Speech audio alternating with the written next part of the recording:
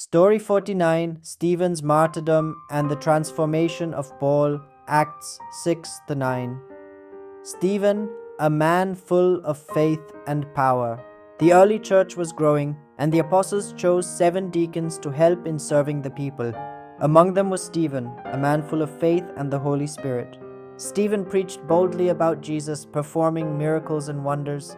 Many Jewish leaders could not argue against his wisdom, so they plotted against him.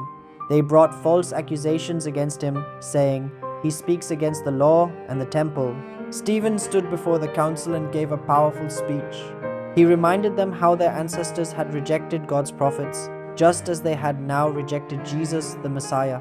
His words enraged the leaders, but Stephen's face shone like an angel's. The first Christian martyr. The leaders became furious and dragged Stephen outside the city. They picked up stones to kill him. As the stones struck him, Stephen looked up to heaven and said, "I see the heavens opened and Jesus standing at the right hand of God." The people screamed and threw more stones, but Stephen prayed for his enemies, saying, "Lord, do not hold this sin against them." With those words, he fell asleep in the Lord, becoming the first Christian martyr. Standing nearby, watching and approving, was a young man named Saul. Saul, the fierce persecutor. Saul was a Pharisee, highly educated and passionate about Jewish law. He believed that Christians were dangerous, so he hunted them down, dragging men and women from their homes and throwing them into prison. He even went to Damascus with permission to arrest more Christians.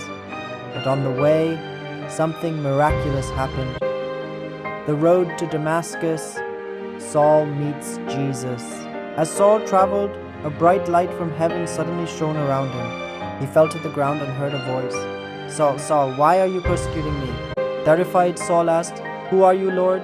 The voice replied, "I am Jesus whom you are persecuting. Now go into the city and you will be told what to do." When Saul stood up, he was blind. His companions led him by hand into Damascus, where he remained blind for 3 days.